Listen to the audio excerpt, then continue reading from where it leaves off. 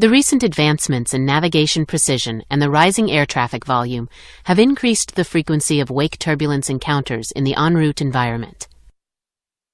This safety information bulletin will discuss en route wake turbulence, how it affects pilots, and the recommendations and advisories to mitigate the associated risks.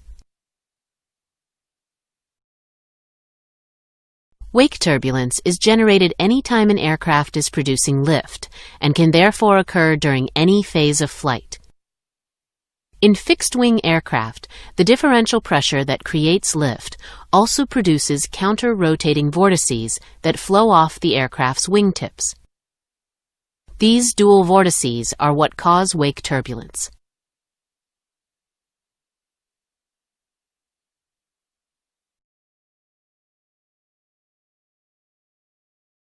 There are several aircraft characteristics that contribute to the intensity of the vortices: weight, speed, and configuration.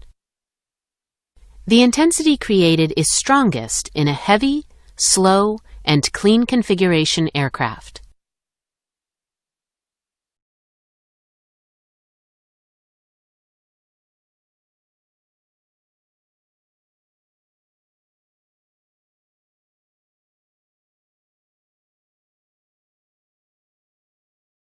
Aircraft vortices decay over time and distance. In the en route environment, the average persistence of a vortex is 2 to 3 minutes, with an average sink rate of 400 feet per minute.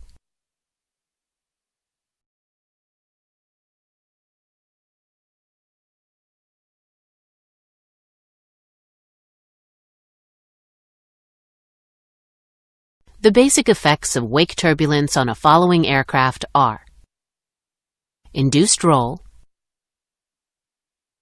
vertical acceleration, which may be negative, and loss or gain of altitude. The greatest threat is induced roll. Induced roll can cause a loss of control and injuries to the cabin crew and passengers.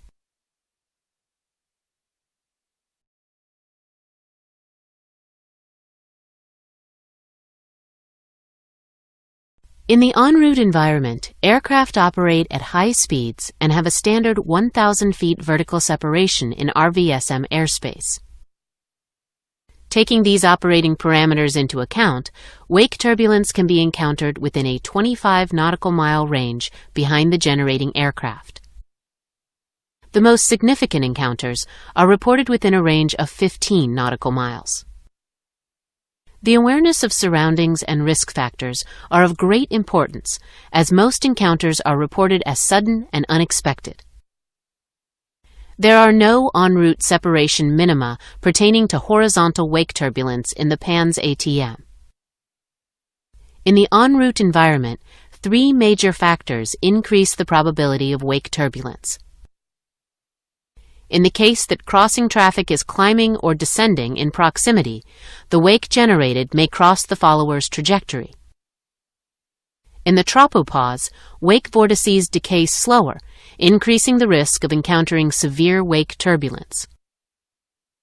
Heavy aircraft generate stronger wake vortices, inducing more severe wake turbulence encounters, especially for smaller aircraft.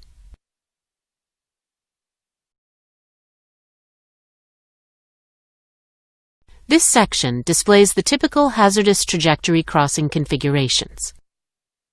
They are displayed in a vertical plane.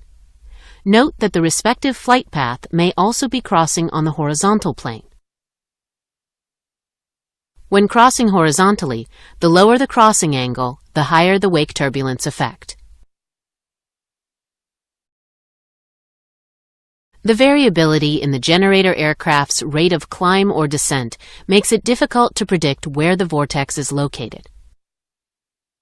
Consequently, during the en route phase of flight, pilots should expect possible wake turbulence encounters when other traffic in proximity appears to be on similar tracks ahead, crossing above your level, climbing or descending ahead through your flight path, or when wind direction is likely to move the wake towards your trajectory.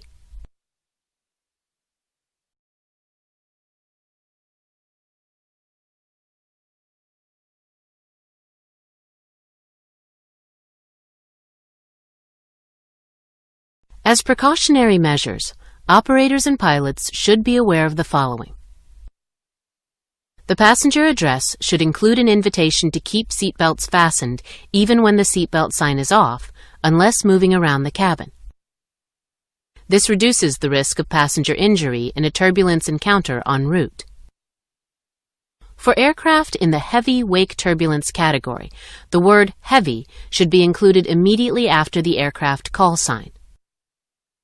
This should be said during the initial contact between the aircraft and ATS units.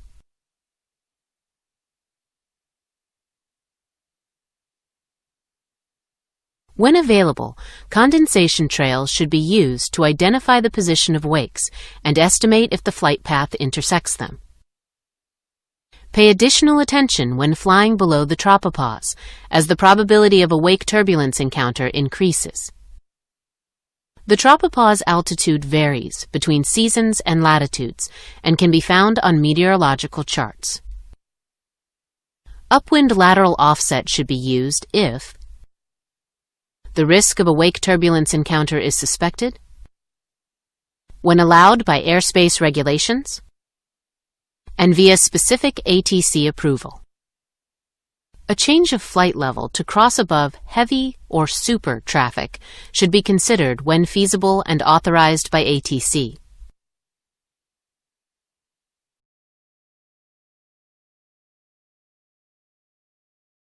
In case of a wake turbulence encounter, pilots should be aware of the following. Be aware that if the pilot reacts to the first roll motion when in the core of the vortex, the roll motion could be potentially amplified. Be aware that pilot inputs may exacerbate the unusual attitude condition with rapid roll control reversals carried out in an out-of-phase manner. Be aware, if the autopilot is engaged, that the intentional disconnection can complicate the encounter.